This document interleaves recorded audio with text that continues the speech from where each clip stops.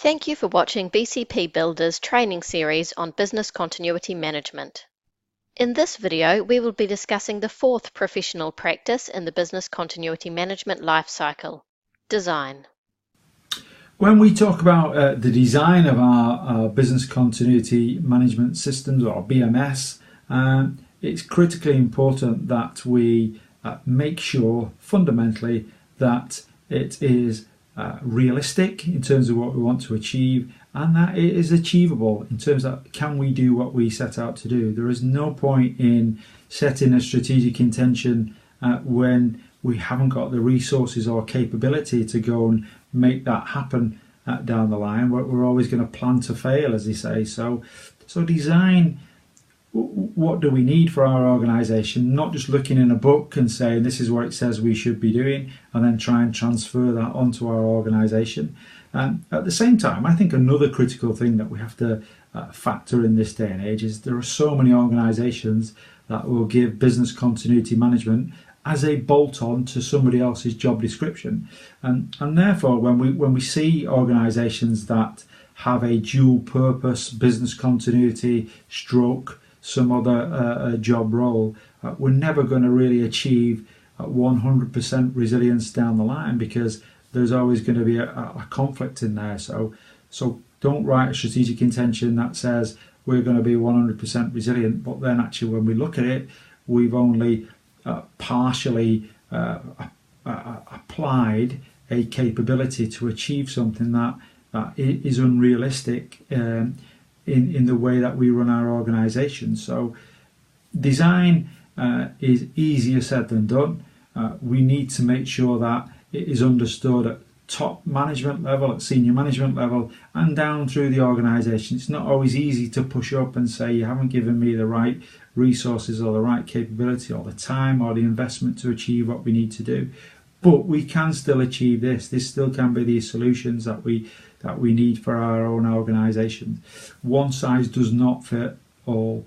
So design has got to be fundamentally designed right for that own organisation's needs, not just for what it says in any sort of guidelines or guidance or alignment to any sort of standards. It has to be fit for purpose, and it has to be realistic, and it has to be achievable in order for it to work. Why is it important? I already spoke earlier about how important it is to be able to articulate and put your vision down as clearly and coherently and in as much detail as possible, both so that you can know when you're approaching success and what success looks like for you, so you know what you're building, as well as so you can articulate and communicate to other people what it is you're doing. I really think you need to understand the full picture of what you're building before you start building it. Additionally, you can bake in milestones and other metrics. Then as you're in the midst of building the program, you have these smaller chunks that you can measure yourself against and make sure that you're on track. So those are a couple reasons why the building or the design phase is so important. I have had experiences or seen other people who are just very skilled practitioners of business continuity or disaster recovery or crisis management who will embark on developing a program, and they take it for granted that they understand the discipline enough that they don't really have to design it, that they can do it in their sleep, basically. And it's very interesting, almost 100% of the time, they will reach a point in the implementation where things just fall apart. And that is because the skill set required for program building is a different skill set than that of the basic resiliency activities. You could be an expert practitioner, but that doesn't mean that you know how to build a program. So the design phase is an opportunity for people to actually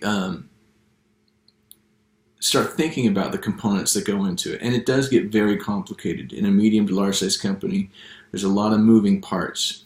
And I think that's another thing that people sometimes forget, especially non-professionals, people from the outside. They tend to think what we're doing is just kind of program management, and problem solving, and basically anyone could do it.